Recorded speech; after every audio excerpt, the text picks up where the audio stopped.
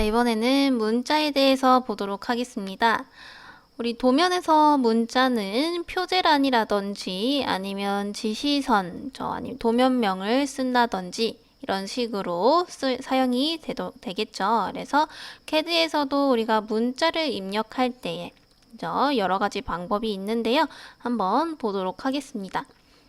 첫 번째로는 문자 스타일을 먼저 지정을 해줘야 돼요. 그래서 여러분들 다른 한글 프로그램이라든지 이런 식으로 문자를 사용하는 프로그램에서도 마찬가지로 문자의 높이라든지 아니면은 문자의 글꼴이라든지 이런 것들 설정하게 되죠. 마찬가지로 CAD에서도 문자의 높이나 글꼴 이런 다른 형식의 스타일을 설정을 하고서 그 다음에 그에 맞춰서 이제 문자를 사용하게 됩니다. 자, 때문에 여러분들이 이런 글꼴 같은 거 사용하실 때 주의하실 거는요. 여러분들이 CAD 글꼴을 아주 예쁜 거를 다운을 받아서 적용을 한 다음에 자, 이 파일을 다른 사람 혹은 다른 컴퓨터에 옮겨서 사용하게 되면은요, 요 글꼴이 없으면 그 컴퓨터에 그러면은 적용이 되지 않아요. 그죠? 그래서 CAD에서는 이 글꼴이 컴퓨터에 없기 때문에 막 물음표로 문자가 나오게 된다던가, 자, 아니면은 아예 마음대로 다른 글꼴로 변경이 돼서 나오는 경우도 있습니다. 그래서 여러분들 이런 글꼴 사용하실 때에는 최대한 우리 기본 폰트를 사용하시는 게 가장 좋고요. 그렇죠? 그리고 많이 사용하는 또 폰트들이 있어요. 하지만 또 이런 글꼴이나 이런 스타일 같은 것들은 사실 회사나 그리고 사용하는 사람마다 다 다르게 적용을 하고 있기 때문에 또 그 상황에 맞춰서 사용을 하시면 되겠습니다. 그래서 이런 스타일 같은 것들은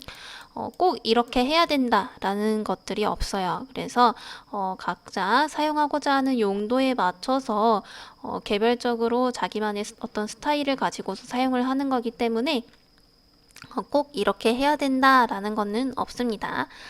자, 그러면은 요 문자 스타일 설정을 하고서 우리 들어가 보도록 하겠습니다. 자, 문자 스타일을 설정하는 명령어입니다. 스타일. 그래서 텍스트 및 m텍스트 객체. 그래서 우리 텍스트에는 두 가지가 있다. 자, 모듈을 생성하기 위해 사용되는 현재의 문자 스타일 역시 수정 또는 편집이 가능합니다. 그래서 보시면은 지금 이미 이 CAD 자체에 제가 문자를 사용을 했죠. 그래서 이미 문자 스타일이 또 존재를 할 겁니다. 그쵸?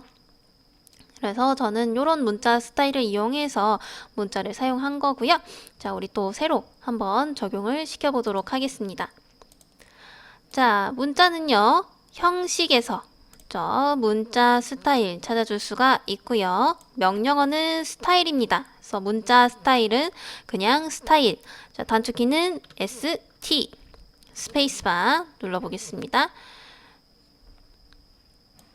자, 그러면은요, 지금 이렇게 제가 만들어 놓은 스타일들이 몇 가지가 있는데요. 여기에서 자, 스탠다드를 눌러보겠습니다. 자, 이 스탠다드는 여러분들이 CAD를 새로 문서를 새로 만드시거나 할 때에 기본적으로 적용이 되어 있는 문자 스타일이에요. 그래서 이렇게 보시면은 지금 높이가 설정이 안 되어 있죠. 그래서 이렇게 높이가 0으로 설정되어 있을 때에는 우리가 문자를 쓸 때마다 높이 값을 계속 입력을 해줘야 됩니다. 그래서 조금 불편한 감이 있어요. 그래서 이렇게 스타일에서 설정을 해주셔도 되고 나는 굳이 그럴 필요 없다 하시면은 문자 입력할 때마다 높이를 입력하셔도 무관합니다. 자, 그러면은 우리는 연습을 하는 거니까 자, 스탠다드를 수정을 해보도록 하겠습니다. 자, 기본 스타일을 수정하셔도 되고요. 아니면은 여기 신규를 누르시면은요, 새로운 문자 스타일을 여러분들 만드실 수가 있는 겁니다. 자, 그러면 우리 요 스탠다드를 그냥 수정해서 한번 적용시켜 보도록 할게요. 자, 높이는 한 20 정도로 우리가 해보고요. 다음에 폭 비율. 자, 이 폭 비율은요, 문자의 이 폭 비율을 말하는 거기 때문에 그냥 여러분들이 한 번씩 해보면서 이런 거구나 하고 그냥 이렇게 참고만 하시면 될 것 같아요. 자, 문자 글꼴은요, 우리가 한글을 더 많이 쓰잖아요. 그러니까 한글 글자체로 바꿔주도록 할게요. 글자체를 바꿔주실 때도 마찬가지로 한글 글자체 예쁜 거를 사용하시면 좋겠지만 우리 기본 글자체 선택을 해보도록 하겠습니다. 한글에서 가장 기본 글자체가 이제 뭐 고딕체라든지 아니면은 굴림체 같은 것들이 있죠. 자, 굴림체 했는데 자, 여기 너무 많아서 찾기 힘들어요. 그죠? 여기 아래 보시면 굴림체 이렇게 선택하겠습니다. 자, 그 다음에는 스타일이나 이런 것들은 우리 글자체에 따라서 다 달라질 수가 있겠고요. 자, 그 다음에 문자 생성해서 거꾸로는 이제 좌우 반전 혹은 위아래 반전 할 수가 있는 겁니다. 그래서 이렇게 참고사항으로 보시면 되겠고요. 자, 그래서 높이 20, 그 다음에 문자 글꼴 굴림으로 해놓고 적용 확인하겠습니다. 자, 그 다음에 자, 이렇게 스타일을 적용을 했으면 이제 문자를 써봐야 되겠죠. 자, 문자 스타일을 지정해서 사용하는 문자, 바로 단일행 문자입니다. 그래서 d텍스트라고 우리가 부르고요. 단일행 문자를 입력할 때 사용합니다. 그래서 이렇게 한 줄 문자를 만들 때 사용을 하고요. 자, 이전에 설정한 스타일 명령에 의해 정의가 됩니다. 그래서 우리 방금 스타일을 적용시켰죠. 자, 스타일을 정의할 때에 문자의 높이를 지정하지 않았을 경우에 명령어를 사용할 때 높이를 지정해 주어야 합니다. 그래서 이 차이 보여드리도록 할게요.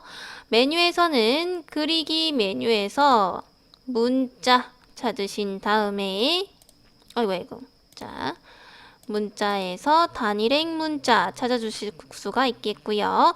그 다음에 우리 여러 줄 문자도 여기 보이네요. 자, 그러면 단일행 문자 써보도록 하겠습니다. 자, T 스페이스바 문자의 시작점 설정해 주시고요. 자, 그 다음 문자의 회전 각도를 지정하라고 나오는데요. 간혹 가다가 이제 아까 우리가 스타일에서 높이를 설정했는데도 높이를 다시 물어보는 경우가 있어요. 그 경우에는 스타일이 제대로 적용이 되지 않은 거기 때문에 자, 다시 명령어 나가서 ST 스페이스바 하셔서 문자 높이가 잘 설정이 되어 있는지 확인하신 다음에 다시 확인 눌러 주시겠습니다. 자, 그러고 다시 DT 하고 문자의 시작점 클릭. 그러면 이제 회전 각도 지정하라고 나오는데요.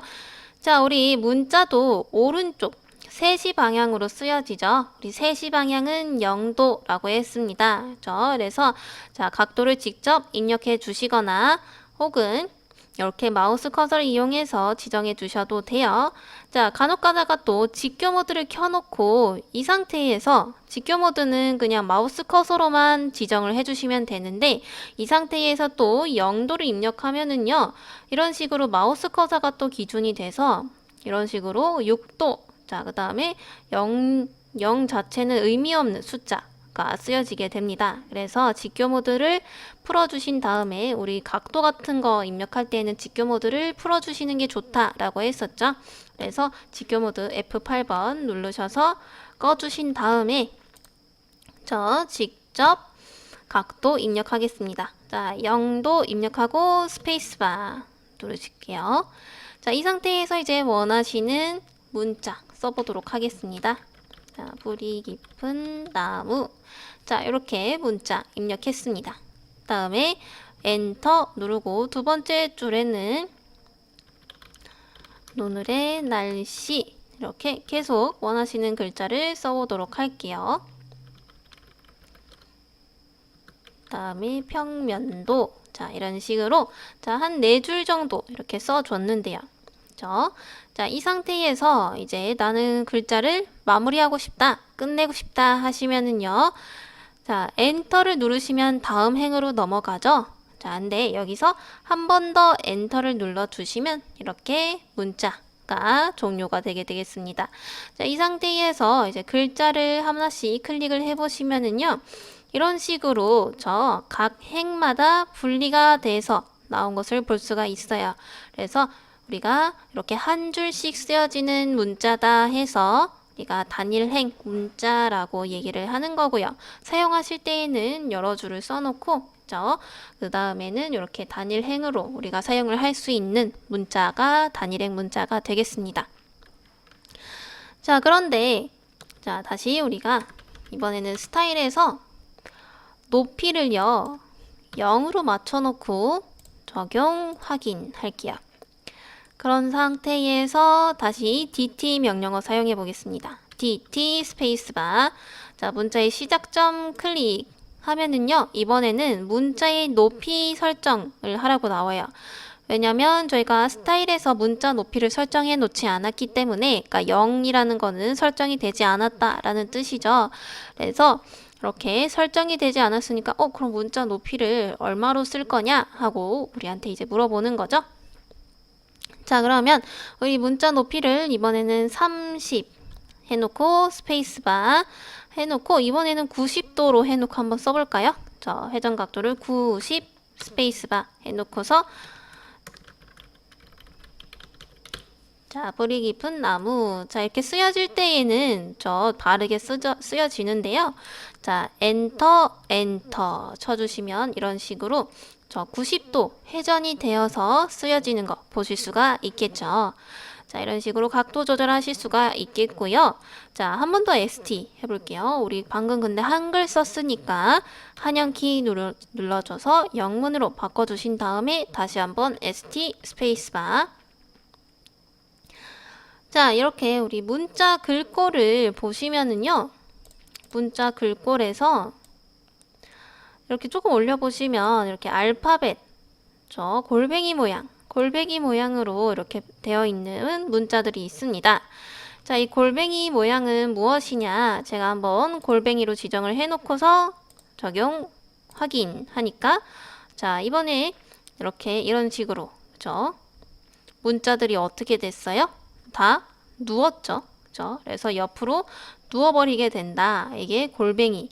그러니까 원래는 이제 이 글자가 눕는다기보다는 원래는 우리가 이제 3시 방향으로 설정을 해놨기 때문에 이런 식으로 누운 것처럼 보이는데, 우리 옛날에 뭐 고문서 같은 것들이 있죠. 조선시대에 쓰여진 책 같은 것들 보면 이렇게 세로로 글자가 쓰여지죠. 그래서 세로로 글자를 쓸 때 사용을 합니다.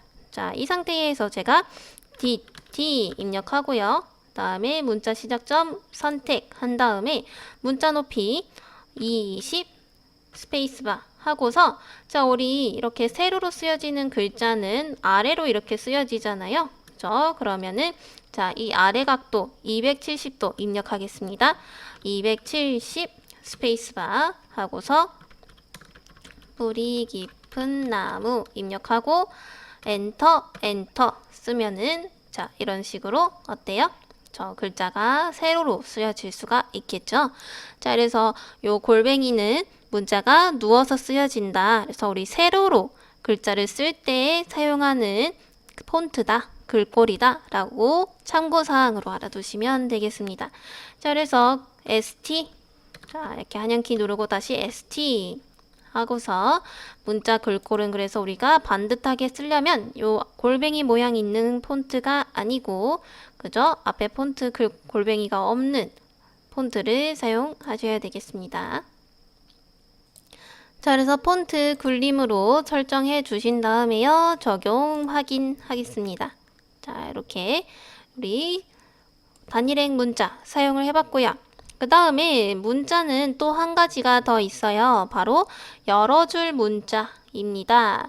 자, 이제 말로는 여러 줄 문자니까 이제 여러 행이 쓰여지게 되겠죠. 그래서 얘는 쓰이게 되면은 여러 줄을 썼더라도 하나하나의 그쵸 행으로 분리가 된다면 여러 줄 문자는 여러 줄을 써도 그쵸 하나의 객체로 인식이 됩니다. 자, 여러 줄 문자는 멀티 텍스트 해서 m텍스트라고 하고요. 우리 여러 줄 문자 객체를 생성합니다. d텍스트 명령과 달리 문자 편집기를 통해 문자를 입력하게 됩니다. 그래서 우리가 문자를 입력할 때마다 우리 스타일에서 적용시켰던 것처럼 글꼴이나 이런 것들을 바로바로 변경을 시켜줄 수가 있어요. 그래서 이 여러 줄 문자는 우리 이 스타일에 영향을 받지 않는다 라고 알아두시면 되겠고요. 자, 문자 스타일에 관계없이 문자 편집기 안에서 글꼴과 높이 등을 설정할 수가 있겠습니다. 자, 메뉴에서는 그리기 문자, 여러 줄 문자 해서 우리 찾을 수가 있겠고요.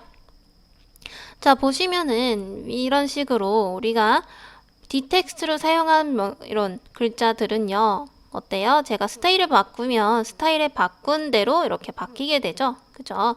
자, 그런데 여러 줄 문자는 저 스타일이 아니라 저 각각의 객체로 우리가 바꿔줄 수가 있기 때문에 스타일의 영향을 받지 않는다. 저 개별적으로 수정을 해줄 수가 있다라는 특징이 있습니다. 명령어는 mtext, 단축키는 t 저입니다. 그래서 t 스페이스바 할게요.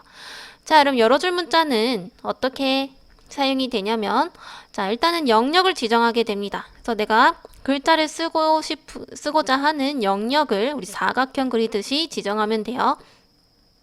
자, 그럼 첫 번째 코너 지정하라고 나오죠?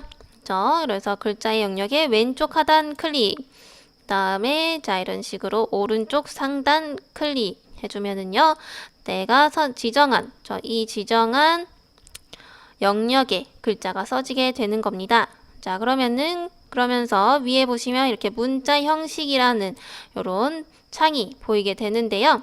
자, 이게 바로 문자 편집기입니다. 자, 보시면 일단 기본적으로는 스타일이 지정이 되어 있어요. 그런데 이 스타일을 그냥 내 맘대로 바꿔줄 수 있습니다. 자, 그래서 마찬가지로 일단은 글자를 써보도록 할게요. 뿌리 깊은 나무. 자, 이런 식으로 글자를 써주신 다음에, 자, 여기에서 나는 이 글자가 마음에 안 든다. 그러면은 글자를 이렇게 드래그 해주신 다음에요. 그 다음에 이렇게 채를 바꿔주시고요. 그 다음에 글자 크기, 저 문자 높이도 조금 더 키워서 이렇게 설정을 해줍니다. 자, 오른쪽에 있는 아이콘들은 이제 문자의 스타일이고요. 그 다음에 자, 왼쪽 하단에 보시면은요, 자리 맞춤 하는 아이콘이 있어요. 그래서 왼쪽 하단을 클릭하시면 자, 이 영역 안에서 자, 좌상단으로 지금 체크가 되어 있죠. 그러니까 보시면 지금 이 글자가 제가 선택한 영역에서 왼쪽 상단에 이렇게 있는 것을 볼 수가 있습니다.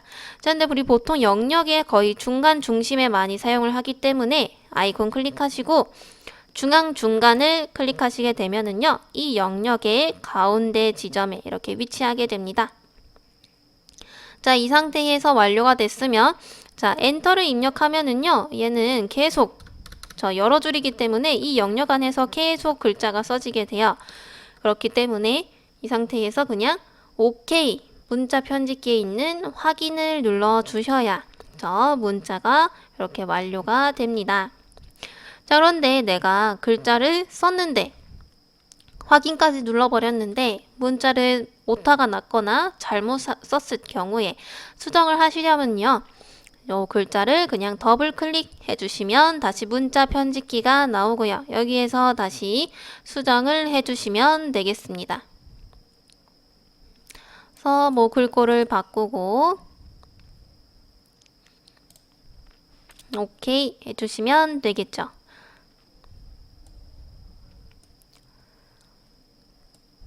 자, 마찬가지로 우리 디텍스트 명령어도 자리 맞추기가 있습니다. 그래서 이렇게 선 하나를 제가 그려놨는데요.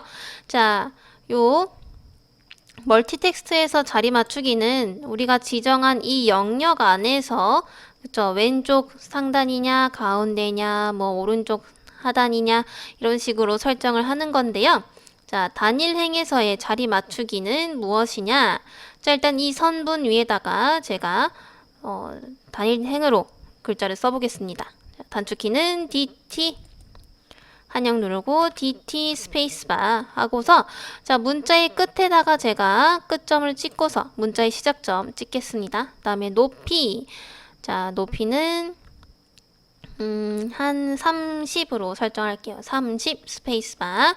자, 회전 각도 0도 스페이스바 입력하고서요. 자, 뿌리 깊은 나무 엔터 쳐주시면 이렇게 이 선 끝에다가 글자가 써지게 되죠. 자, 근데 이렇게 글자를 쓰고 나서 나는 이 문자가 이 선의 가운데에 왔으면 좋겠다. 그러면은 자, 여기에서요. 오른쪽 아래에 특성창을 보시면은요. 특성창을 보시면 자, 문자 카테고리가 있어요. 여기 보시면은 자리 맞추기라는 게 있습니다. 자, 이 자리 맞추기에서 문자를 이제 가운데 정렬이나 뭐 위아래 이렇게 바꿔줄 수가 있는데요. 자, 자리 맞추기 오른쪽에 칸 눌러보시면 이렇게 여러 가지가 있습니다. 자, 여기에서 나 가운데로 맞추고 싶으니까 가운데 중심 하면은요. 자, 이런 식으로 갑자기 얘가 글자가 이동을 해버리죠. 자, 그래서 단일행 텍스트에서는 기준이 항상 우리 맨 처음에 찍었던 그죠? 문자의 시작 지점이 항상 기준이 되는 겁니다. 그죠? 그래서 이 기준은 움직이지 않고요. 이 기준에 따라서 아까는 좌측에 있다. 그러니까 그립 포인트의 위치를 말하는 겁니다. 자, 그래서 보시면 지금 중심으로 바꾸니까 어때요? 그립 포인트의 중심으로 와버렸죠? 자, 그러면 그냥 이 상태에서요. 어떻게 하시면 되냐면 이 그립 포인트를 잡고서 이 선의 중심점에다가 맞춰주시면 이렇게 가운데에다가 위치를 시켜주실 수가 있어요.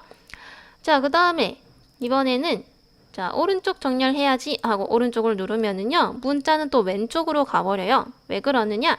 우리가 항상 요 그립 포인트가 얘는 기준이기 때문에 그립 포인트가 오른쪽으로 가게 결국에는 오른쪽 정렬은 문자가 그쵸 오른쪽으로 쏠리는 건데 그립 포인트가 기준이다 라고 했었잖아요. 그죠? 그러면은 또 우리가 얘를 잡고서 오른쪽 끝에다가 이렇게 그죠? 두거나 해주셔야 되겠죠? 그래서 이 단일형 텍스트는 자리 맞추기가 조금 까다롭기는 한데요. 대신에 이제 조금 허공에다가 사용해야 되는 폰트들이라든지 자리 맞춤이 꼭 필요하지 않은 그런 문자를 사용할 때 조금 더 간편하게 사용을 할 수가 있고요. 그죠? 이런 좀 디테일하게 자리를 정확하게 맞춰줘야 되는 그런 텍스트들이나 그런 경우 박스 안에 뭔가 글자를 넣어야 될 때 이럴 때에는 조금 멀티텍스트가 더 사용하기가 좋겠죠. 그죠? 근데 이 문자들도 결국에는 스타일이기 때문에 또 작업하시는 분들마다 다 다릅니다. 네. 그래서 꼭 이 문자를 사용해야 된다 이런 것들은 없어요. 그래서 여러분들 사용하시기 편한 대로 사용을 하시면 되는데 기본적으로는 이렇게 이루어진다 라고 알아두시면 되겠습니다. 네, 그래서 오늘 문자 이렇게 알아봤습니다. 자, 이번에는 포인트 스타일에 대해서 보겠습니다. 디바이드 명령과 메저 명령을 사용해서 객체를 분할했을 때 분할 지점에 표시되는 점의 형태와 크기를 설정하는 명령입니다. 자, 그래서 우리가 곧 배우게 될 디바이드와 메저 명령을 사용을 하면은요. 자, 어떤 선분을 제가 5등분을 하고 싶다 하면은 점으로 자, 5등분이 되는 지점을 이렇게 찍어주게 됩니다. 자, 근데 CAD에서 맨 처음 점이라는 것은 말 그대로 점이기 때문에 우리 눈에 잘 보이지가 않아요. 물론 이렇게 허공에 있을 때는 그나마 보이지만 선분 위에 또 똑같은 색상의 점이 있다 보니까 잘 보이지가 않게 됩니다. 그래서 이 점들을 조금 더 잘 보이게 모양을 더 다른 모양으로 바꿔주거나 아니면 크기를 좀 더 키워주는 명령어다 라고 보시면 되겠습니다. 자, 그러면은 일단은 디바이드 명령어와 메저 명령을 통해서 이렇게 점을 찍은 다음에 그 다음에 포인트 스타일 사용해 보도록 할게요. 자, 아래쪽에 디바이드 명령어가 있습니다. 그래서 선택한 객체를 지정한 개수만큼 분할하는 겁니다. 그래서 어떤 선분이 있으면 5등분 혹은 4등분을 알아서 계산해서 등분을 해주는 명령어예요. 자, 그럼 제가 임의의 라인을 그려보도록 하겠습니다. 그래서 자, 그냥 길이값 제가 굳이 계산하지 않고 그렸어요. 자, 이 상태에서요. 우리 그리기 메뉴에서 보시면 아래쪽에 점 있고요. 여기에서 등분할과 길이분할이 있습니다. 여기는 디바이드는 등분할입니다. 자, 또는 명령어 디바이드, 단축키는 div 스페이스바 누르신 다음에요.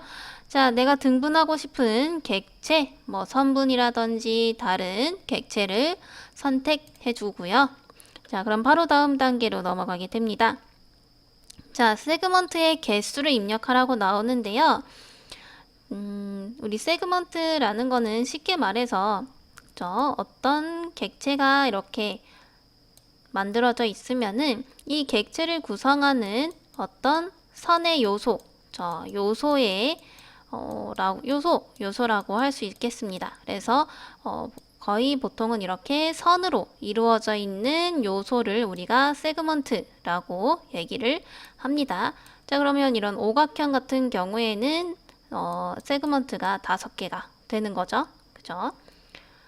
자, 또는 우리가 CAD도 그렇고 다른 프로그램들에서도 마찬가지인데 우리 초반에서도 원 할 때 배웠었죠? 자, 우리가 원을 이렇게 표시를 하지만 가까이서 보면은 이 원은 이렇게 뚝뚝뚝 끊겨 있다 라고 했어요. 그죠? 그래서 이렇게 하는 이유는 자, 이 원을 굉장히 부드럽게 만들려면은 컴퓨터가 시시각각으로 계속 계산을 해야 되고 그러면은 나중에 CAD가 로딩인도 심해질 수 있고요. 이 용량 자체도 커질 수 있다 라고 했죠. 그래서 그런 오류 자체를 줄이기 위해서 이런 식으로 최대한 원처럼 보이게 이렇게 어떻게 보면 다각형 같은 형태를 이루고 있다 라고 했었죠. 마찬가지로 이 다각형 똑같은 다각형이기 때문에 얘도 마찬가지로 이 세그먼트의 수, 이 선의 개수를 많이 하면 할수록 당연히 더 부드럽게 보일 거고요. 그죠?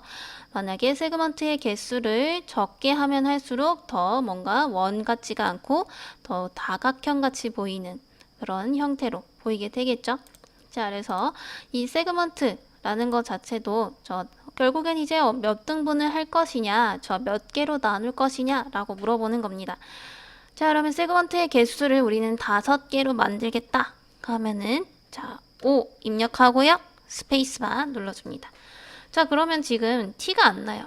그죠? 티가 안 나는데 자, 얘를요.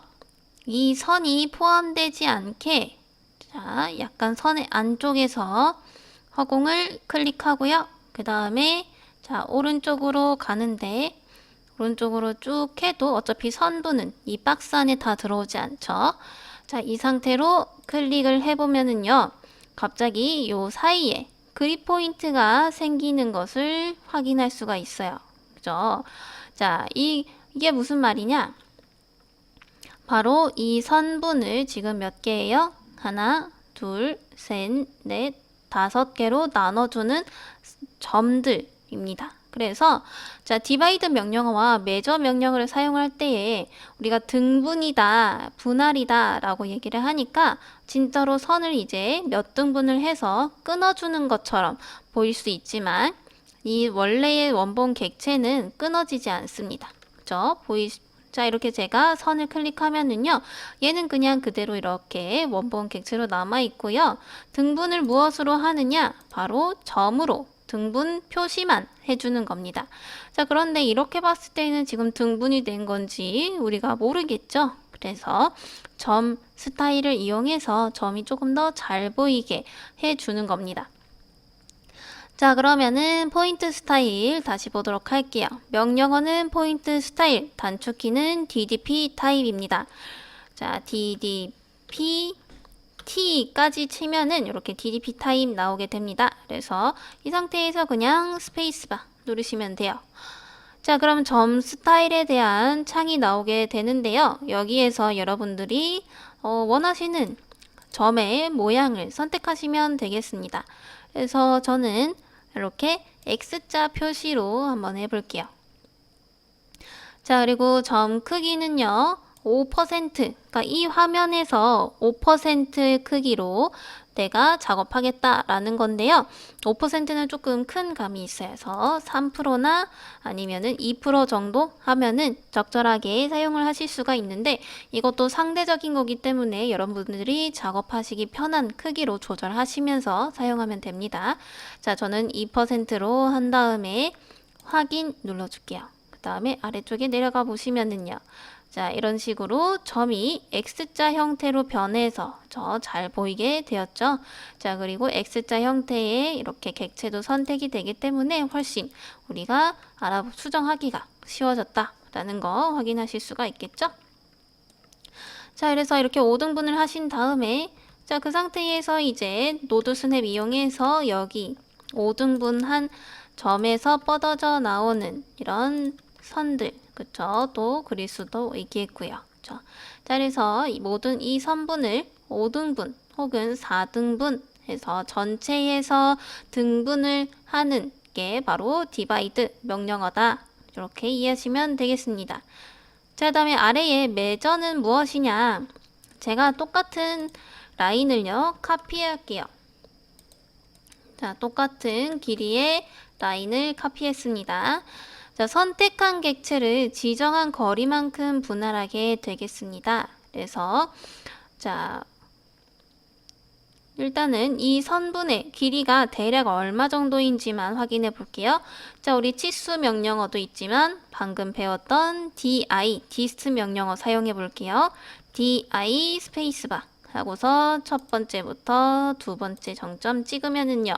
얼마예요? 299가 거의 300 정도 가까이 되는 선분이네요.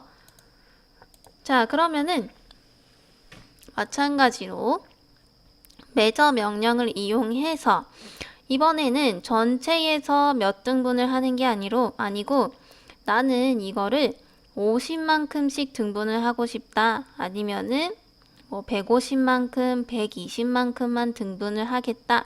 그러면은 아까 거의 300에 가까웠던 숫자인데 얘를 나누기 120으로 하게 되면은 120 하고 나머지 선분은 좀 짧아지게 되겠죠?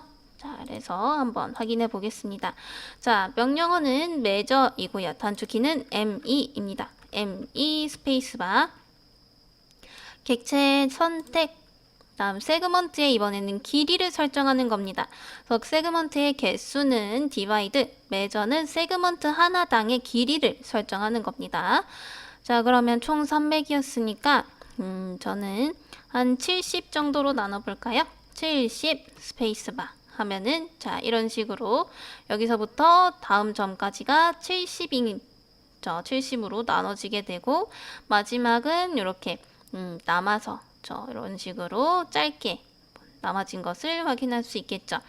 자, 요거 간격 70인지 확인해 볼까요? 단축키 di 스페이스바 해서 여기서부터 여기 다음 점까지 클릭하면은요, 아래쪽에 거리 70 확인하실 수가 있겠죠. 자, 이렇게 해서 우리 객체 조회하는 방법 알아봤습니다.